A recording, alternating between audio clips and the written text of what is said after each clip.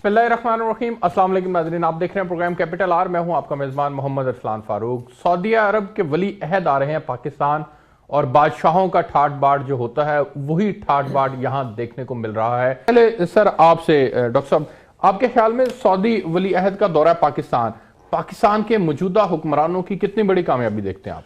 देखिए अरसलान, इसमें ज़रा एक तनाजुल में हमें देखना होगा। ये दौरा बाय इट सेल्फ नहीं देखना होगा। एक तो ये है कि MPS सिर्फ पाकिस्तान नहीं आ रहे, उसके बाद वो चीन जा रहे हैं, इंडिया जा रहे हैं, वो इंडोनेशिया जा रहे हैं, वो मलेशिया जा रहे हैं। अब बात यह है कि ये इतना बड़ा दौरा क्यों कर रहे हैं और सारों के साथ इन्वेस्टमेंट पैकेजेस हैं उनके। उसकी वजह यह है कि सऊदीज ने ये महसूस किया है कि जो ऑयल के ऊपर पूरा रिलायंस था 100%, उसको डाइवर्सिफाई किया जाए और भी जगहों पे इन्वेस्टमेंट्स की जाएं ताकि उनकी जो वहां पे वेल्थ है या इनकम है वो दूसरे जरिए से, तेल के ऊपर नहीं, चूंकि तेल जो है ये अनरिलायबल होता जा रहा है। शेल ऑयल की वजह भी है, दूसरा इनके अपने ज़खायर भी इतने नहीं कुछ सालों बाद रह जाएंगे। एक तो उसकी वजह ये है। दूसरी वजह है जैसा आपने कहा कि बहुत अरसे के बाद ये पाकिस्तान आ रहे हैं और दूसरे ममालिक में भी जा रहे हैं। उसकी वजह यह है कि 2006 के बाद आपने जिक्र किया, सऊदी अरेबिया की अपने खित्ते में कोई बहुत अच्छी पोजीशन नहीं रही। ठीक है, अगर हम हाल ही में देखें तो शाम में उनको बहुत बुरा सेटबैक हुआ था, यानी उनकी जो बैक फोर्सेस थी उनको वो शिकस्त हुई और वहां पे ये काफी खिफत उनको उठानी पड़ी। दूसरी बात यमन की, यमन में भी जो एडवेंचर किया गया वो भी बैकफायर कर गया। वो इस हद तक बैकफायर कर गया कि इनके जो सबसे बड़े सपोर्टर अमेरिका है उसकी भी सेनेट ने यूनानिमसली रेजोल्यूशन पास की कि सऊदी अरब को आर्म्स देने बंद करें और ह्यूमैनिटेरियन क्राइसिस है और इसलिए और ये जिम्मेवार हैं UAE और सऊदी अरब। तो वहां से प्रेशर, तीसरा प्रेशर जो जिसपे ज्यादा बात मैं नहीं करूंगा, लेकिन जर्नलिस्ट जो थे उनका कत्ल होना और वो तुर्की का खशोगी और फिर तुर्की का मसलसल उसके ऊपर प्रेशर डालना और अक़वाम मुत्तहिदा का भी उसमें आना और वो कहना, तो वो भी अंडर इस किस्म उनके प्रेशर्स थे। वो तो फिर आप दूसरे रास्ते ढूंढते हैं, आप दूसरे ममालिक के साथ, जिनके साथ आपके पहले तो बहुत अच्छे ताल्लुकात थे लेकिन बीच में एक खला आ गया था, उनको ढूंढते हैं और फिर दूसरे अपने एवेन्यूज ढूंढते हैं। एक तो ये वजह। दूसरा ये है कि अगर पाकिस्तान के हवाले से देखें तो हमारे पाकिस्तान की भी जरूरत है, पाकिस्तान की बहुत जरूरत है कि इन्वेस्टमेंट्स यहाँ पे की जाएं और भारी इन्वेस्टमेंट्स की जाएं, मामूली भी नहीं, ताकि जो इकोनॉमी की बुरी हालत है वो उसको दूर किया जा सके। और जैसे आपने बजा कहा कि हिंदुस्तान का ये भी पहलू रेलिवेंट है कि हिंदुस्तान चाह रहा था आइसोलेट हो, तो इनके दौरे से वो भी एक रास्ता खुलेगा। उससे पहले UAE भी, कतर का भी ताल्लुकात पाकिस्तान के बेहतर हुए। बिल्कुल ठीक। इसलिए ये अगर हम देखें तो ये पाकिस्तान के लिए भी बहुत अच्छा दौरा। पाकिस्तान की आइसोलेशन जो है वो नहीं, आइसोलेशन तो कभी भी नहीं होनी थी। ये ऐसे एक भारत का प्रोपेगेंडा फजूल किस्म का, लेकिन 12 चलिए सिंबॉलिक एक ऐसी चीज हो गई। और दूसरा अच्छी बात है, पाकिस्तान के ताल्लुकात हमेशा से अच्छे सऊदी के साथ रहे हैं, लेकिन अब ये वो इस किस्म के ताल्लुकात नहीं होंगे आजकल के जमाने में, ये प्योरली इकोनॉमिक होंगे। और मैं आखिरी बात से जुड़े हैं, आखिरी में बात कहूं कि हमें भी बहुत होशियारी के साथ इस सारी चीज को साथ लेके चलना पड़ेगा। हमारा सबसे बड़ा मसला रहा है इम्प्लीमेंटेशन।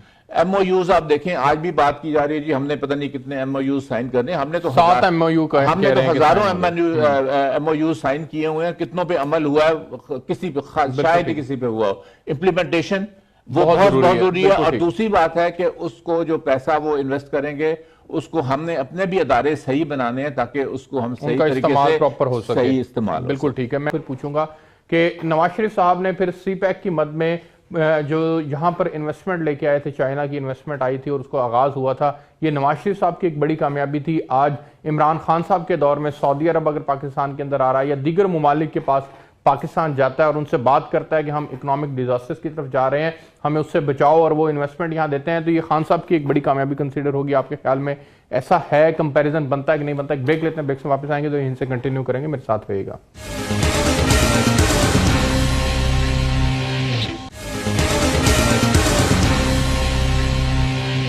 जी वेलकम बैक नाज़रीन। जी डॉक्टर साहब, आपके ख्याल में नवाज शरीफ साहब की भी बड़ी कामयाबी थी सर, यहाँ CPEC लेके आए, वो यहाँ इन्वेस्टमेंट हुई, आज इमरान खान साहब की बड़ी कामयाबी है, कंपैरिजन करते हैं सर आप इन दोनों का? मेरा नहीं ख्याल के लीडर्स की इंडिविजुअल उसकी एफर्ट्स की वजह से होता है। ये ज़रूरत की बात है कि दूसरा मुल्क जो है वो क्या समझता है कि हमारा इसमें मफादात क्या हैं और वो मफादात जो हैं वो किस तरह पूरे कर सकते हैं।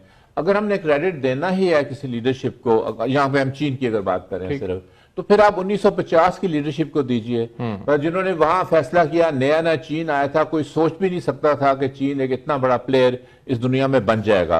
उस वक्त तो वो सिक्योरिटी काउंसिल का उसको मेंबर भी बनने नहीं दे रहा था अमेरिका। ये चीन की हालत थी। पाकिस्तान सीटों का मेंबर था। आप सीटों के जो हैं उनके मिनट सारे देख लीजिए, हर जगह पाकिस्तान ने कहा था ठीक है हम सीटों के मेंबर हैं, जो कि चाइना स्पेसिफिक है, चाइना के खिलाफ है, लेकिन हम चाइना के खिलाफ नहीं जाएंगे उसमें। यानी आपने एक बहुत बड़ा स्टैंड लिया वहां पे कि आपने एक मुआहदे में होते हुए भी, डिफेंस मुआहदे में होते हुए भी आपने कहा जी हम ये चीज नहीं करेंगे, चाइना के हम खिलाफ नहीं चलेंगे, ऑल्दो वो चाइना के खिलाफ वो था। तो 50s की आप फिर इसकी कंटिन्यूटी आप देखिए, जुल्फकार अली भुट्टो के जमाने से होते हुए इवन जियाउल हक के सारे, ये एक प्रोसेस था। उस प्रोसेस में आके और जिस तरह जरूरत बढ़ती कि चीन की भी तावन करने की, पाकिस्तान जिस तरह वो प्लेयर बनता गया, इकोनॉमिक जायंट बनता गया, एक्सपेंशन उनको भी वो उसकी भी जरूरत थी, और पाकिस्तान उनका एक बहुत ही रिलायबल एलाई भी था, शुरू से ही रहा है। और हमारा भी जो एक्सपीरियंस चाइना के साथ यही रहा है कि चाइना अमेरिका की तरह आपको बुली नहीं करता, आपको वो बदतमीजी जैसा अल्फाज भी इस्तेमाल करता है ट्रंप और दूसरे इनके लोग, और ना ही वो आपसे आपको डोमिनेट करने की कोशिश करता है, यानी उनमें वो चीज नहीं है चाइनीज में। तो इसलिए दोनों का एक म्यूचुअल जो हमारा तजर्बा हुआ है वो यही कहता बड़ा अच्छा रहा है, बड़ा अच्छा। और ये है कि आप ताल्लुकात को मजीद बढ़ देखिए, अमेरिका के साथ आपने मुआहदे भी किए, अमेरिका यहाँ पे एक लॉबी भी है, फॉरेन ऑफिस से लेके हर जगह अमेरिकन लॉबी भी मौजूद है, लेकिन उसके बावजूद आप देखिए कि अमेरिका के ऊपर हमेशा शकूक रहते हैं। बिल्कुल ऐसा ही है। करीब तक भी वो जब आता है अफगानिस्तान के मामले में भी, ट्रंप उससे पहले भी अफगानिस्तान के मामले में भी जब इतनी आपस में कोऑर्डिनेशन हो रही थी दोनों की, फिर भी अमेरिका का आप ट्रस्ट नहीं करना, वो हमें ट्रस्ट करते थे, लेकिन चीन के साथ ये बिल्कुल नहीं है। सो मैं हमें लीडरशिप से ज्यादा ये ममालिक की और स्टेट वर्सेस स्टेट की बात, बिल्कुल ठीक है, स्टेट वर्सेस स्टेट की बात। मैं एक बात कहूंगा जी कि ईरान का हिंदुस्तान के साथ कैसे ताल्लुकात हुए। जब अमेरिका ने उन पर सैंक्शंस लगाए, पाकिस्तान तो डर के पीछे हट गया, बल्कि जो गैस पाइपलाइन थी जो सबसे ज्यादा इकोनॉमिकली फायदेमंद हो सकती थी, ईरान को पाकिस्तान से ये तहफुज़ात नहीं ये तो वो भी हमने नहीं किया। हिंदुस्तान से ने उनसे क्रूड खरीदा, उन्होंने जो उनके ऊपर सैंक्शंस लगे हुए थे उसको भी वायलेट किया, तो उनको भी रास्ता चाहिए था कि ये सैंक्शन से हम बाहर निकले। और हिंदुस्तान एक बहुत बड़ा मुल्क है, जब वो सैंक्शंस को तोड़ रहा है और उनको रास्ता स्पेस दे रहा है तो वो उस तरफ गए। मेरा नहीं, हाँ मैं ईरान बहुत दफा गया, उनकी कॉन्फ्रेंसों वगैरह में, सारा ईरानियों की जो प्रेफरेंस है वो पाकिस्तान ही है, और वो कहते हैं साफ। लेकिन सर जो उनकी नाराजगी है पाकिस्तान को लेकर के, नहीं नाराजगी इसलिए कि हम जो लिस्निंग पोस्ट लगा दें बलूचिस्तान में इस बहाने कि हम वो जो लड़ाई हो रही है अफगानिस्तान में और लिस्निंग पोस्ट सुन रही हो, ईरान के ऊपर स्पाइंग कर रही हो, तो मतलब ये बातें थी जब तालिबान के इराक की सारी, मेरा ख्याल है वो काफी हद तक खत्म हो गई हैं। और जैसे आपने बजा कहा कि कतर की तो वो बात भी नहीं करना चाहते सऊदी और यूएई वाले, लेकिन हमारे वजीर आजम वहां पे गए, उसके साथ निहायत अच्छे ताल्लुकात हैं। इसी तरह तुर्की के बहुत खराब ताल्लुकात हैं सऊदी, जब जो सऊदी क्राउन प्रिंस को वो कातिल कहते हैं और कातिल प्रूव कर रहे हैं, हर रोज करना चाहते हैं, तो तुर्की के साथ तो पाकिस्तान के बेहतरीन ताल्लुकात। अच्छा सर, मुझे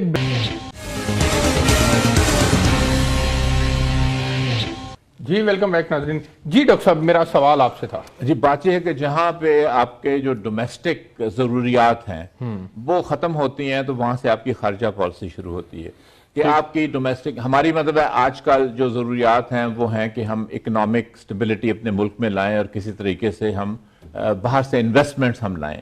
तो इसलिए हमारी जो खारजा पॉलिसी है उसका भी ज्यादा एम्फेसिस, ज्यादा उसका रुख इसी तरफ होगा कि हम इकोनॉमिक बेस्ड अपनी पॉलिसी बनाएं। अगर एक जमाने में सिक्योरिटी होता था, तो जैसे हमने मुआहदे ज्वाइन किए, हिंदुस्तान से हमें थ्रेट होती थी शुरू से, हमने सेंटो ज्वाइन किया, सीटो ज्वाइन किया, तो वो हमारी जरूरत कुछ और थी।